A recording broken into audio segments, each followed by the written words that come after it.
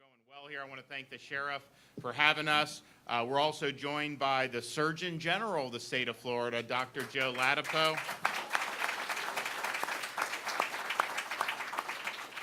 We have Mark Wilson is the president of the Florida Chamber of Commerce. And we have Tish Patel, who among other things is a local hotel owner here in Northwest Florida. So we thank you. So we're here to discuss one of the proposed constitutional amendments that are going to be on your ballot, this Amendment 3. And you're going to hear from me and then some of these other folks. My view on these amendments is you should never amend the Constitution lightly. So as a voter, your default should start as no. They really, whoever's proposing it has a high burden to show you or to prove to you why this would somehow be a good thing to put in a Constitution. And keep in mind, when it's in the Constitution, if things go bad, you can't, I saw some of the legislators here, you can't just tell your legislature, hey, fix it, because you can't legislate changes to a constitutional provision. So they're effectively permanent. The only way you could possibly change it is to then amend the Constitution again, which is very difficult to do, requires you go do another election, all this other stuff. So that, I think that's the right frame of mind, especially from a more conservative perspective. A lot of ideas that get put out should not be in a Constitution, period. There's certain things that make sense to be in a Constitution. For example, we have a provision in Florida, 2/3 of each house of the legislature required to raise taxes. I think that's good. Maybe you don't, but the bottom line is that clearly is something that belongs in a Constitution. Governor has a line item veto, some of these things. Just putting in policy on certain things, really shouldn't be in the Constitution to begin with. So that's just, I think, the general framework that it's appropriate to look at these. Now, this Amendment 3, it's also, I think, important to ask, where do these things come from? How did this get on your ballot? It's an interesting question because it doesn't just come out of thin air. Was this driven by citizens throughout Florida who really wanted to write this? No, it was not. This amendment was written by the CEO of a major marijuana company. And that company has spent over $100 million trying to get this passed in the state of Florida. So that's why it's there. That's why you see mailers and commercials and all this stuff, all because of a number of weed companies, but really one that's done over $100 million, traded on the Canadian Stock Exchange, so a publicly traded company. Now, here's the issue. If you're a publicly traded company, could you write an amendment and then flush $100+ million into it if it didn't mean that you would be able to monetize the hell out of it? It would be a violation of your fiduciary duty. If the CEO of the company just wrote an amendment to be good for Florida and it wasn't maximizing the company's profits, that'd be a violation of the fiduciary duty. So the whole purpose of this amendment is to create and protect a certain business model at the expense of what is good policy for the people of Florida. And here's what I say. All you see is the summary on the ballot. Now, the CEO of the weed company wrote the summary, too. This summary does not tell you what's in the amendment. The Florida Supreme Court is supposed to police that, and the summary has to be an accurate reflection. This is not, and they made a huge mistake by allowing this to be on the ballot. So you have to read, so you're not going to get the constitutional text on your ballot. You have to go online to the Secretary of State's website, and you have to basically pull this document, and it's there, and then anything that's underlined is how they're going to change your Constitution. And so what is it doing? First of all, because I've had some people, like, look, I think, and I think it's important to say, we do have legal marijuana in Florida now, okay? We have medical marijuana. People can get the cards. A lot of people have it. I see a hell of a lot of weed stores already in Florida. You ain't seen nothing yet if this passes, trust me. And so that's already there. That will be there if this is voted down. If it's voted in, you could see some underlying changes in the way that these companies operate. Well, they'll be focusing more on recreational. I don't know what that'll mean for the medical. I know there's a lot of doctors who are involved in it think this will be bad for that. Bottom line, if this fails, Amendment 3, medical is there. So we have that. But some people say, I don't really care what people do, and so, it's like, it seems like all this is going to let people just do what they want in the comfort of their own home. And I actually am sympathetic with that. I really don't care what people are doing with respect to weed. I don't think it's good. I would advise not, but it's like people make a lot of choices that I may not like. That's just the way, it kind of works. But that's not what this is. That's not what this amendment does. In fact, this amendment is not about freedom in two different respects. One is, it is true, they put in here that if it passes, you'll have a right to possess and smoke up to 3 ounces of marijuana, which is actually way more than California and way more than Colorado. It's about 100 joints that you would be able to do, and presumably, you could take it with you. So if you're on an elementary school campus, this is a constitutional right for you to have 3 ounces on you. I'm not sure that's really good, but here's the thing. You can possess and smoke it, but only if you buy it from these companies. You cannot grow your own under this amendment. Why not? If this is about freedom, at least like your backyard and what you do, that would be the basic building block of freedom. They don't want you to do that because they want to force business relationship with their cartel. And what they do is they create in the Constitution of Florida a big weed cartel where these incumbent companies have these special privileges where you as a Floridian would not be able to grow your own. You would have to buy it from them. And so the rights that are in here are basically about a right to engage in commercial transactions with these companies who are sponsoring the amendment. That is not free market. That is not what freedom is. But it also undermines freedom in this respect, because I think freedom means you as a Floridian have a right to not be involved with marijuana if you don't want to. So you have a right to go to our beaches, our parks. You have a right to walk down the street in downtown Pensacola and not have weed be everywhere. You shouldn't have to explain to a first grader what the smell is like you have to do in Denver and New York City and all these other places. This amendment provides no restriction at all on the public use and smoking of marijuana. And if you look what's happened in Colorado, California, New York City, talk to people about that. It's a universal complaint. But in those areas, they actually have restrictions on it. They're just not enforced, but they actually have restrictions. This has no limitation on public use. It would impact the culture of the state, the quality of life of the state. It will impact tourism 100%. And so this is far from being about freedom. It really undermines freedom. It's about protecting a corporate cartel and getting profits flowing to the companies that have sunk $100+ million into this. And maybe the most egregious thing at all, and again, the ballot summary would not tell you this. You have to actually read this amendment. They are giving themselves, the weed companies, total immunity from any civil liability. So this is their whole business. If they're acting in accordance with the section, as it relates to the acquiring, cultivating, processing, manufacturing, selling, and distributing marijuana products to adults, shall not be subject to criminal or civil liability or sanctions under Florida law. There is no qualification to that. That is a total grant of immunity. What does that mean? If they sell you defective weed and you have a seizure or something, can you sue them? No. There's no exceptions to this. If they're distributing it because it has distribution, if they're driving weed to their dispensaries and they run over somebody, can you sue them for that? No. So this is like big pharma on steroids. This is a massive legal shield that they are getting, where they're going to be able to engage in conduct which is not in the best interest. Even if you like marijuana, they're going to be able to engage in conduct which will not have any sanction or any liability, even if they're hurting people. That is wrong.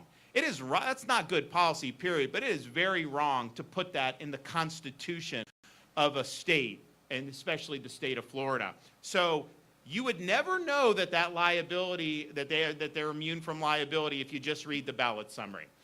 You got to read the actual text of this. This is why this whole process is such a farce, because people should know what they're voting on. And to have this summary on that ballot when it totally omits that they're immune from civil liability, are you kidding me?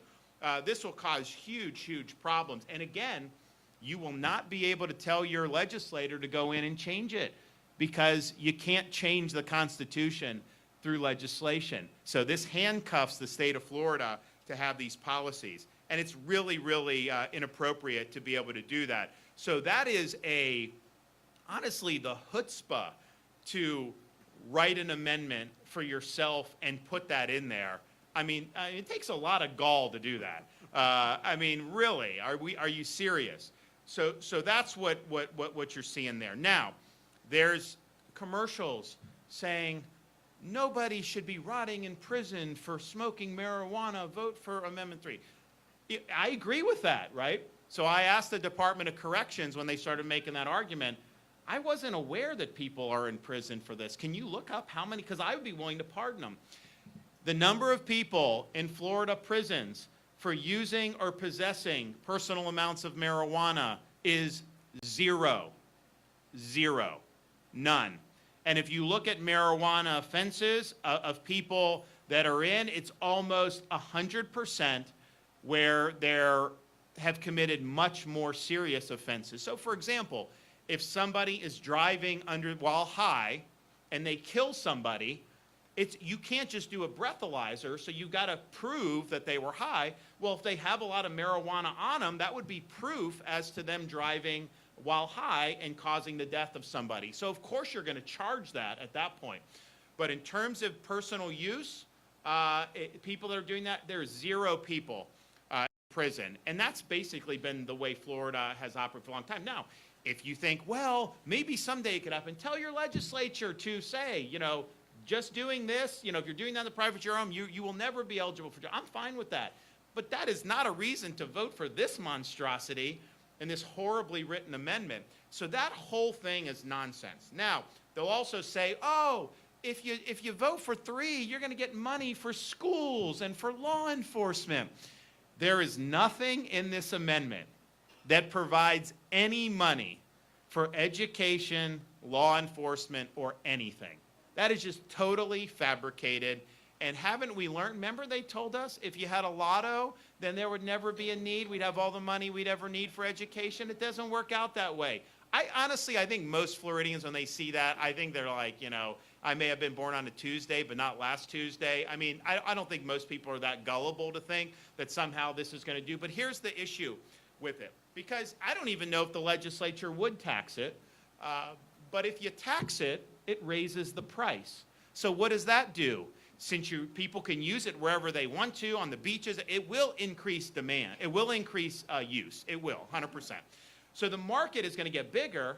The price will get higher. And so what happens? The black market fills the void with lower prices. The black market gets bigger. That's what happened in Colorado. That's what happened in California. Bigger black markets today than before they did it. That is so predictable that will happen in the state of Florida. So this idea that somehow, it'll be safe and regulated and you won't have a black market, that is a pile of hooey. I'd also point out we already have safe and regulated medical marijuana. So if that's what you want, you can apply for a card and get it. But this is not something that is going to lead to the elimination of a black market. And to the contrary, it will likely cause a dramatic expansion, because that's what's happened in every state that's done this. I mean, we could sit here and say we're somehow unique, but I would say, and I think a lot of people in Florida acknowledge Colorado, California, New York. I do think they do. Certainly, I found people that have traveled to those places overwhelming are like, this is not the way to go. Some Floridians that haven't been to those places may not appreciate what has happened to reduce the quality of life. But there's broad agreement that how they did it has caused huge problems. There's a lot of people in Colorado that were gung-ho for this that now will say, don't make the mistake we did. And they will say, but I think the thing to point out about Colorado, California, New York, whatever you think of them, and I think it's been a train wreck, this amendment is much worse in terms of how it's written. This is a horribly written amendment. And of course it is, because it's not about creating good public policy for the state of Florida. It's about one company recouping its investment of $100 million. Of course they're giving themselves liability. Of course they're not going to restrict public use. Of course they're not going to let you grow your own. Because all those things, if they did the opposite, it would hurt their bottom line. So whatever negative has happened in Colorado, California, New York City, expect with this in our Constitution that the negative will be much worse here in Florida. And I also think we're the #1 tourist destination in America. And the character and the quality of that will change if this is done. And then finally, I'll say, and I'll kick it over to some of our other folks, they have legal immunity that they're giving themselves. And if you look at what's happened in some of these other states, what you've seen is a big explosion in use of these products by young people. People that are not 21, not eligible to legally purchase it, but yet these products flood the streets. And what they do is they package it in ways that appeal to young people. So you think that you're getting Sour Patch Kids, and it's in like almost the same packaging, but it's really marijuana gummies or other things like that. And there's a commercial on one of the ER doctors from California is talking about what's happened since California went down this road. Huge increase in ER visits for young people going in. They're not eligible to purchase it legally, and yet somehow it's flooding, and they're using these products that are geared towards kids. So that will happen in Florida. I think the difference in Florida is they're going to have total legal immunity. I don't know how you're going to be able to realistically hold them accountable. Like, obviously, if they knowingly sell to someone under 21, we probably could, because it would probably come outside this. But if they're just doing the deceptive packaging, if they're packaging to kids, I don't think we'd be able to do anything to rein that in. So as a parent, I look at it and say, not just me and my 3, but other parents and their kids, if Amendment 3 passes, will that be better for kids in the state of Florida or no? Is there anybody that would honestly say this will be better for kids if this passes? I've not heard a single argument saying it'll be better for kids. It has not been better for kids in any other place where this has been tried. So and again, you can be for marijuana, but this is a monstrosity. This is a train wreck that they've written. And understand, I don't know, how, Colorado, I don't know every single detail about everything they've done, but I know this will exacerbate the problems that they've already experienced. And so there's ways that you could possibly approach this that would not be this harmful. This is not it.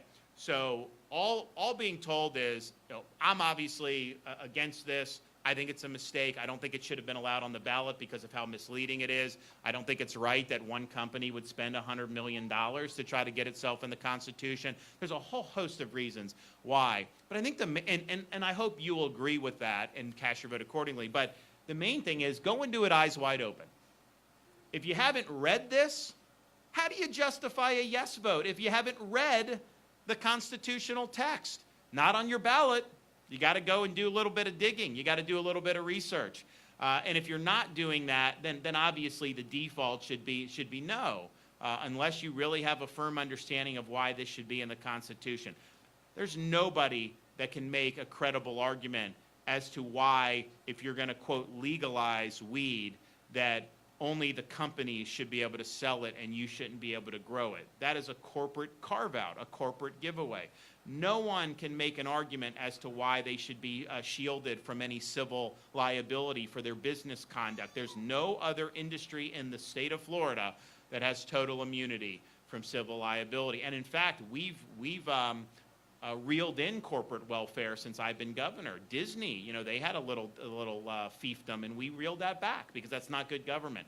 So no one can make that argument, and nobody can make an argument that it would be good for Florida to to have rampant public use like you see in New York and Denver and in places in California. Nobody can make that argument.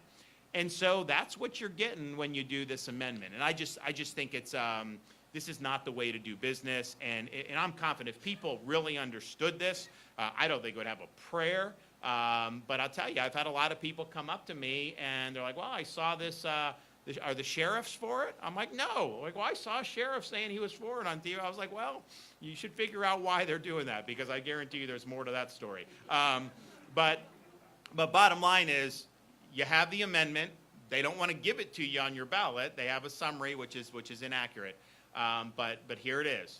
So eyes wide open on this, and I would just say do what you think is best for the future of the state of Florida. Okay, we're going to hit some of our guests, and then maybe have a little discussion after that. Okay, so joining me to talk about some of these issues is the Surgeon General of the state of Florida, Dr. Joseph Ladapo.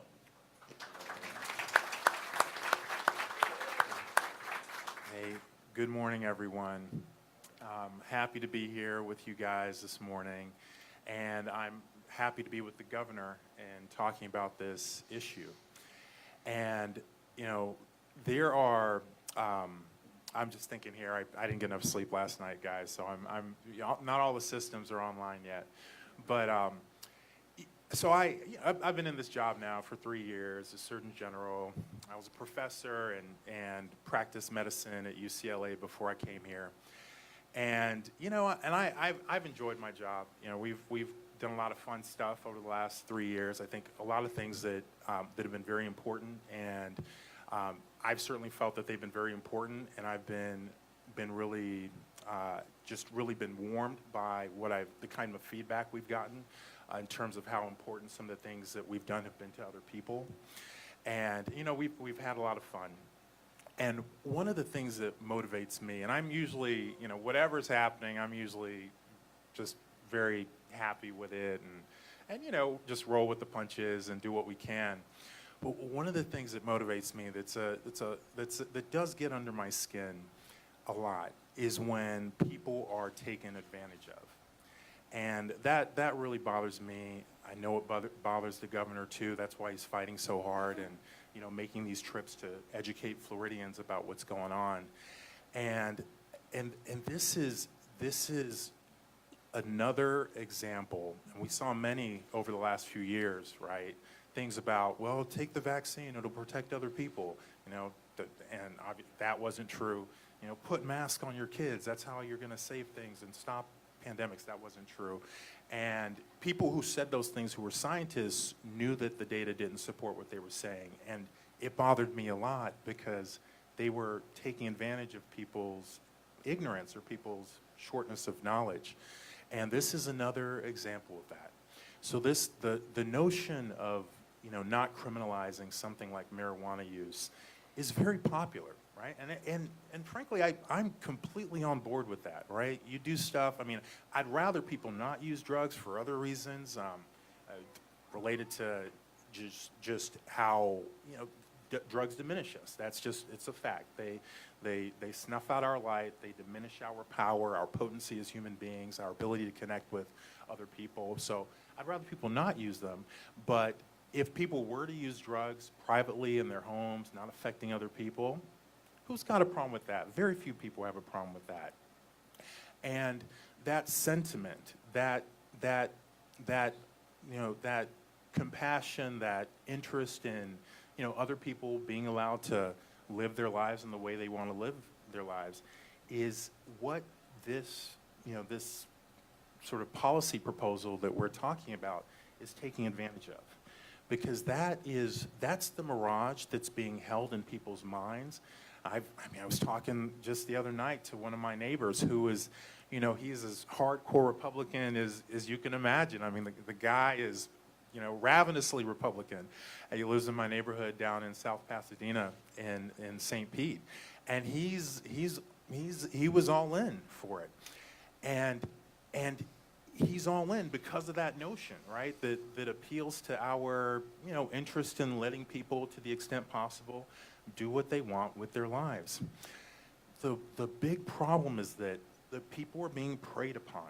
people's consciousness, in terms of their assumptions and their beliefs about this, are being preyed upon, because that is not what they are voting on.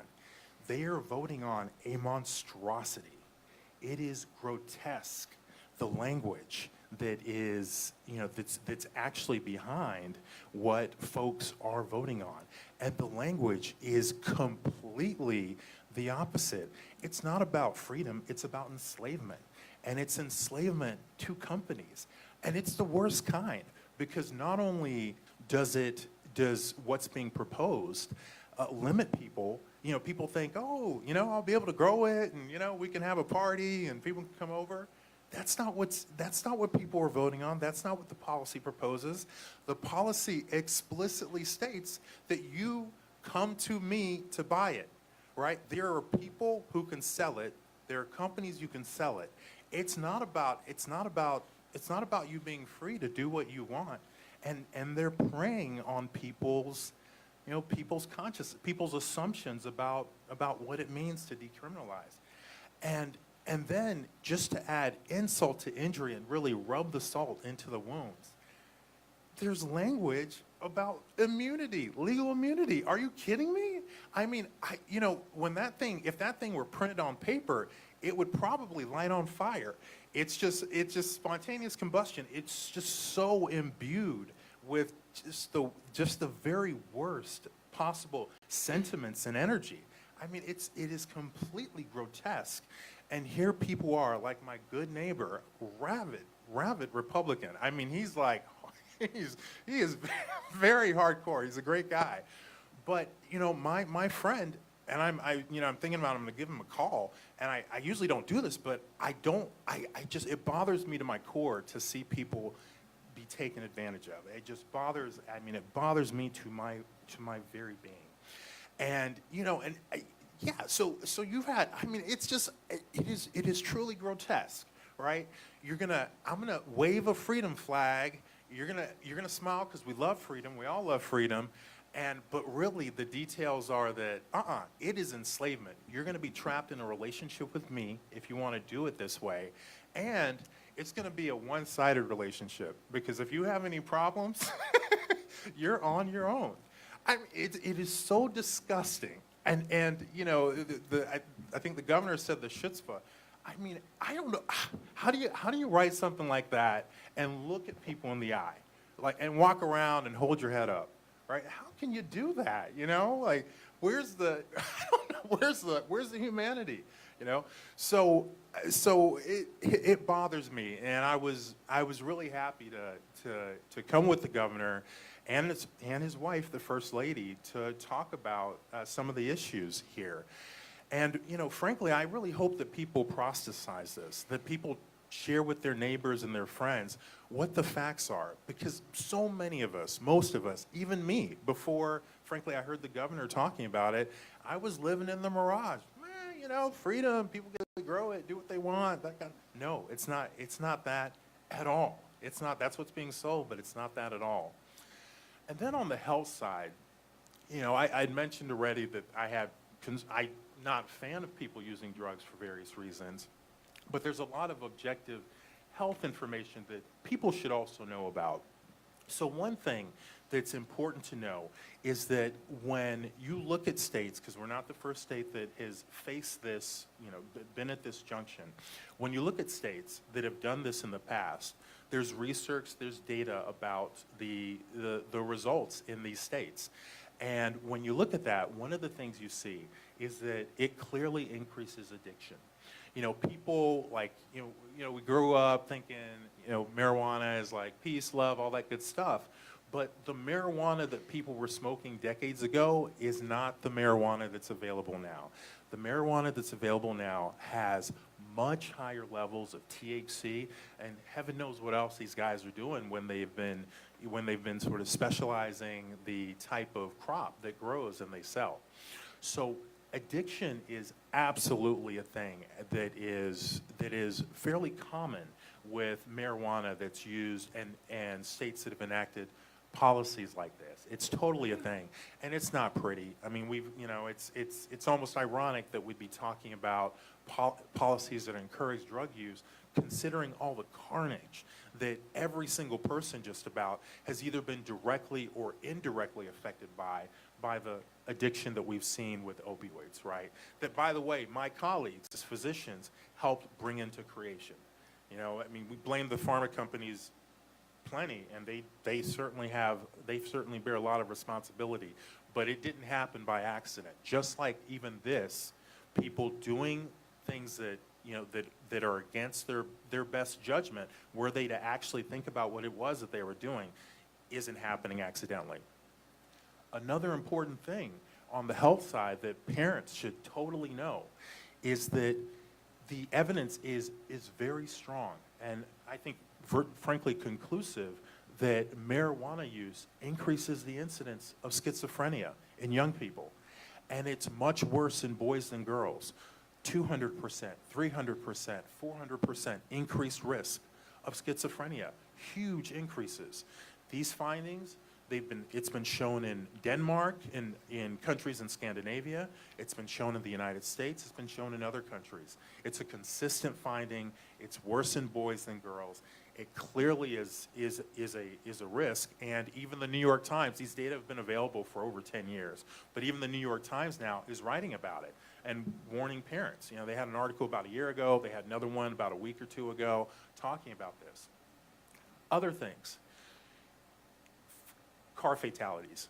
There's like no question, you look at the states that have encouraged this, that have passed sort of legislation like this, it increases fatalities. I mean, and it's going to, right? You know, people are gonna use a substance. Sometimes they're gonna get behind the wheel, and sometimes, tragically, people are gonna get hurt because of that. So that's another thing you can count on. And then the last health thing that I'll mention, that I was watching an interview last night, and there was a woman there. I think she's the president of one of these companies, and she was showing like this gummy, and she was saying, oh, you know, this gummy's fine, kids are not going to be into it, it's not shaped like a beer, you know, it's not shaped in some playful way for kids. I was thinking, do you not have kids? I mean, do you not have kids? Just, you know, when a kid sees something that looks like a gummy, does that kid go look in and see whether it's shaped like a star, or does it just look like a gummy, right? It's just, I mean, I'm just thinking here, I don't know if she has children or not. I've never met her. I hope she doesn't. But kids, you know, kids are not going to distinguish gummies that are round and don't have any special characteristics from gummies that, you know, that are shaped like little beers. So it will increase the incidence of that. That's already gone up in Florida over the last several years in terms of kids, unfortunately, accidentally getting poisoned from marijuana, from, you know, cookies, brownies, or candy. And that would, you know, you can expect that would get worse. So for so many reasons, you know, please proselytize, go out, tell people, it's just data. It's like the facts, right? The words that are behind this, like the thing that people are going to be looking at in a few weeks. I mean, the words speak for themselves, okay? That thing will like literally catch on fire if they printed it and put it in front of people. It is so bad and disgusting and just, you know, from another dimension. So, you know, God bless you guys, and thank you. All right, thanks, Joe. Appreciate it. Okay, we have our host here from Escambia County, Sheriff Chip Simmons. Thank you, Governor. You know, I'm not going to get into the stuff that the governor brought up, because he obviously has been talking to sheriffs and police chiefs throughout the country, throughout the state certainly. I do want to talk about something that was commented on. There's a couple sheriffs that are getting out there and saying that this is going to be a good thing. I will tell you that the Florida Sheriff's Association, we all had a meeting and we all talked about that, and we all that I noticed said we're going to say no on Amendment 3. Now all of a sudden we have a couple sheriffs and they can do it based upon what they see. But there's this thought that if they approve it, that deputies will be free to do other stuff, to handle murders and rapists and all that sort of thing. I will tell you that small marijuana, and this is getting to the point that I believe the governor made, small marijuana is not a priority here at the Escambia County Sheriff's Office. We do not spend an inordinate amount of time stopping people for marijuana. In fact, I'll go further than that. None of our canines are trained to alert on marijuana. We haven't been for a couple of years. So we're not stopping cars and oh my gosh, there's marijuana, and we're going to put them in prison as the governor alluded to. That's not happening. All of that is not true. Certainly not true here in Escambia County. Our priority is fentanyl and methamphetamine. It is not misdemeanor marijuana. Now, larger marijuana is true. There's some gun violence associated with it, but that's not what they're talking about. They're thinking that this is safe marijuana. And if you know anything about the drug trade and how people are buying and selling and using, they continue to add more and more and more to it. Ultimately, they'll experiment with something that'll end up being fentanyl, and there will be an overdose. So I just want to make sure that you understand that if you hear that it'll free up time for law enforcement officers, that is not the case. Our deputies are already freed up to prioritize on fentanyl. Second thing I want to talk about is the kids. And again, some of these things were alluded to. When I'm driving down the street and something happens, I get a text from our SRO, school resource officers, that says, hey, something's going on. This is an event that's taking place. And I get a message like this. The message says, middle school student, high on marijuana gummies, EMS is on the scene. So if I have to explain that, I will. Basically, there's having a child have an adverse reaction to, likely a gummy, and EMS, or emergency medical services, is on the scene. Let me give you another one, so you don't think, oh, that's just one out of not very many. But recently, a middle school, this is another text I get.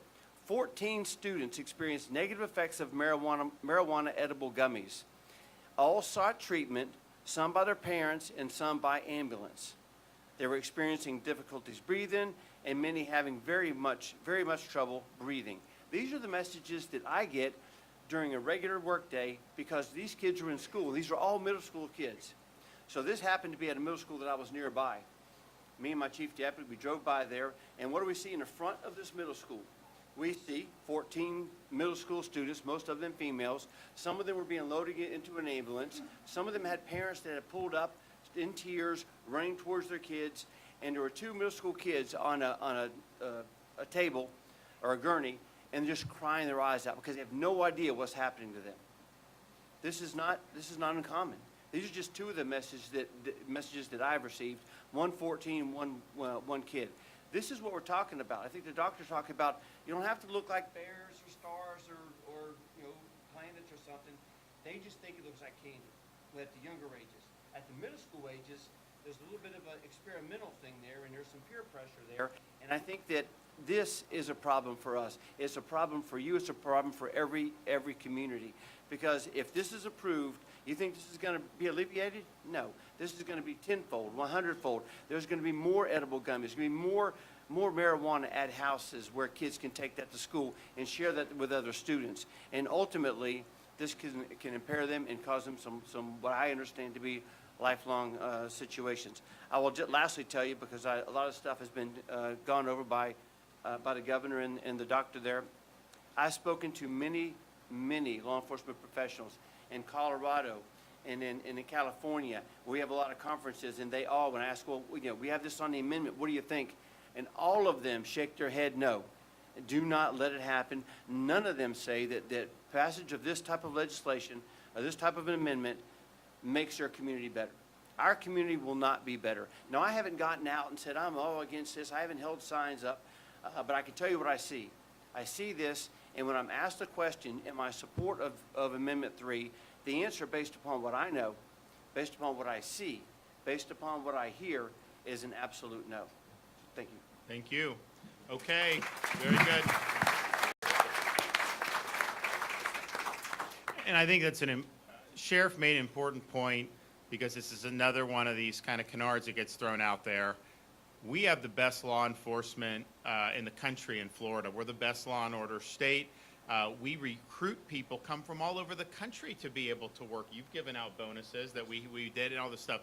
And the notion that somehow they're not focused on what matters, honestly, it's insulting to say that, oh, pass Amendment 3 because law enforcement's focusing on somebody smoking some joint in their house. That's not what they do.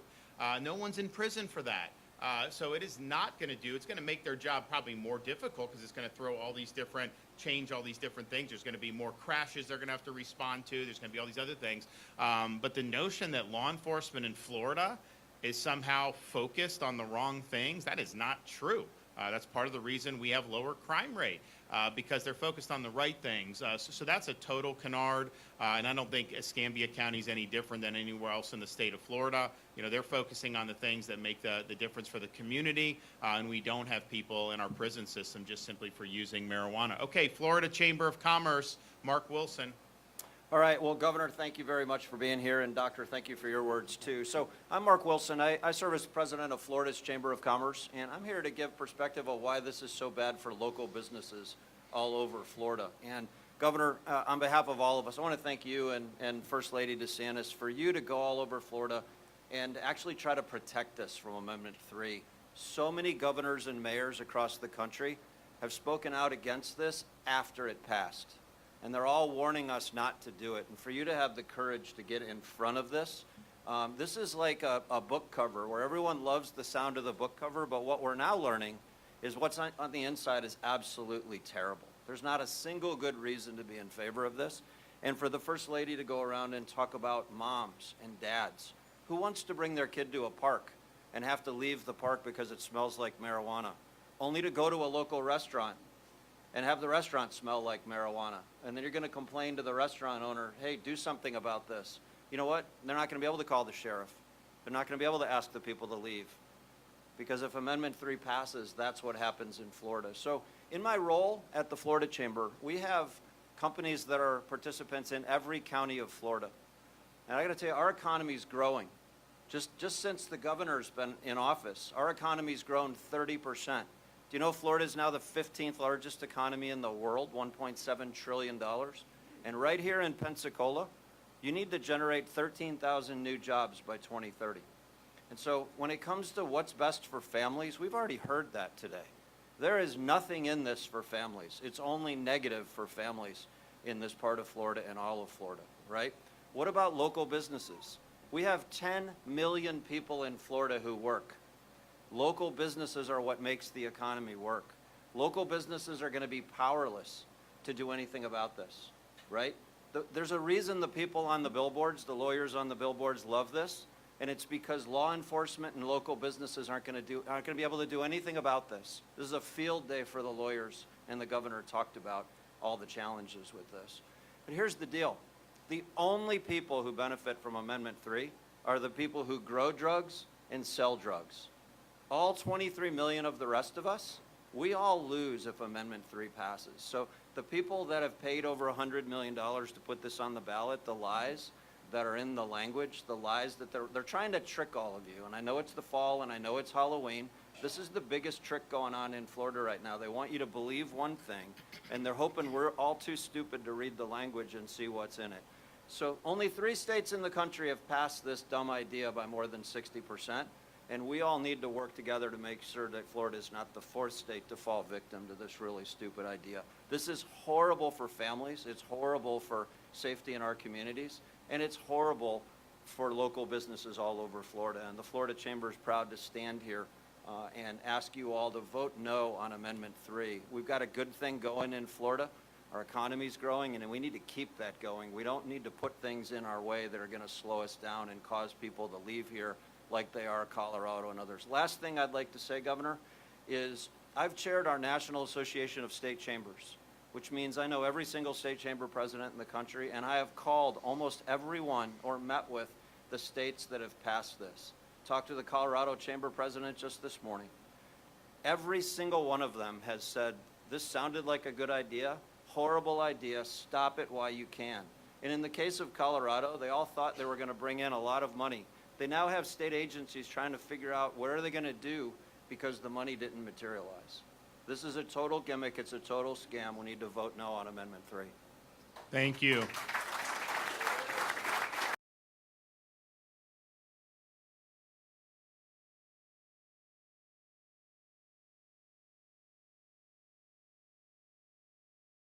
The nation as a whole, not even close. And they even put out, the Bureau of Labor Statistics, this is Biden's agency, even put out 2023, what was the state that was the recipient of the most business relocations of all 50 states? We were. State of Florida, people moving businesses here. Who were some of the states that had the most businesses leaving? Places like California and that's been true. You know, in the last 4 or 5 years, you see they've hemorrhaged businesses. We've gained businesses. That means more opportunities for people. That means, honestly, like, you know, these hurricanes we do. And people are like, okay, well, why does Florida do it like that? And how come North Carolina couldn't? Or how come that? And I think there's a whole host of reasons. But one of the things we're able to do, you know, we're flush with resources. We've got massive surplus. I created, with the legislature, we created a disaster response fund every year. We have money there. So we can bring in these linemen and house them and feed them so they get people's power back on quick. We can make sure that we're doing things, you know, that we need to help people stabilize after a storm hits. We're now doing things. I just gave $1 million to help repair the marinas in Steen Hatchie, great fishing community. So we're able to do because we're a place people want to be. They want to invest. They want to do well. And that means you don't have to worry about, like, we have no income tax. We'll never have, there's no need to ever have one in Florida. Like, we're flush by not taxing people on income, but because the economy's strong. And that's been very true. I don't want to oversell, because I think there's a lot of factors that go into the economic differences in the states. There's a whole host of policies, regulatory policy, tax policy, education, all that. But the states that have hemorrhaged have typically done bad policies. And I do think that this issue of the drugs is a part. I don't think it's the main, but I think it contributes to why businesses have left some of those other areas. I can tell you, I've talked to families who've moved to Florida to escape places like Manhattan and whatever. And the funny thing is, a lot of these people are more liberal on drugs, but they're just like, it's just overwhelming. It's everywhere. There's no restriction. There's no time, place, and manner. And you're trying to raise kids, and you're walking down the street, and it's not good. So we've approached it well from a business perspective, law and order perspective, everything. And I think this amendment, it would make major changes. That's the thing. I think, obviously, most people in Florida are not using marijuana, and although use would increase if this passes, most people still probably wouldn't do it. So I think there may be some segment voters like, well, you know, I don't really care. Just let them do what they want. But it will, you may not be interested in the weed, but it's going to be interested in you. It is going to be, this will impact your life because of how this amendment's written and how you're going to see it be used rampantly in public. And it will have effects on economic vitality, all these other things. You just bet your bottom dollar, you know, that will be the case. Okay, speaking to the tourism and some of the other business issues, we have Tish Patel who's with us, so why don't you go ahead? Hey, thank you, Governor. Good morning, everybody. Thanks for saving the best for last. Greatly appreciate you coming to Pensacola, Escambia County, and actually sharing this information. I was already against it just from a hotel and tourism point of view, but didn't know the details that you shared today, and I think it's important because, again, we all have folks we know that are like, oh, it's good, it's legalized, people won't go to jail for it. It's going to raise taxes. We're going to make more money for the sheriff's department and the schools. And I think a lot of what you said today, even I didn't know. And like you said, you have to go digging for it. So I know on a tourism side for Escambia County, Pensacola Beach, and for that matter, the entire state of Florida, we're known as a family-friendly destination. And I think for me, when I'm out, and if we're somewhere in something like marijuana, you walk through it, your kids are kind of like, what is that smell? And you know, like many years ago, 3 or 4 years ago, we were walking, and my son smelled something, and I told him, I said, I think it's poop. And he was like, man, that stinks. And so we kind of kept walking. Fast forward to a couple years ago, we're walking, and somebody's smoking, and he's like, he's got a poop cigarette. And I said, shh, you know, and you know, he remembered the smell, but I didn't realize what I had told him, that, hey, that's poop, and then we're walking in anyway. But so to me, it's a problem. For tourism, you know, we got Disney World, we got the beaches. Folks love coming to Florida because we are a family-friendly destination. I think it's a huge problem. Another big issue to me is we all know drugs is we have a pandemic in America, and this to me is like a starter drug. If we are now going to legalize the starter drug, it's a problem, because I know how it is for me, and Governor, you have young kids.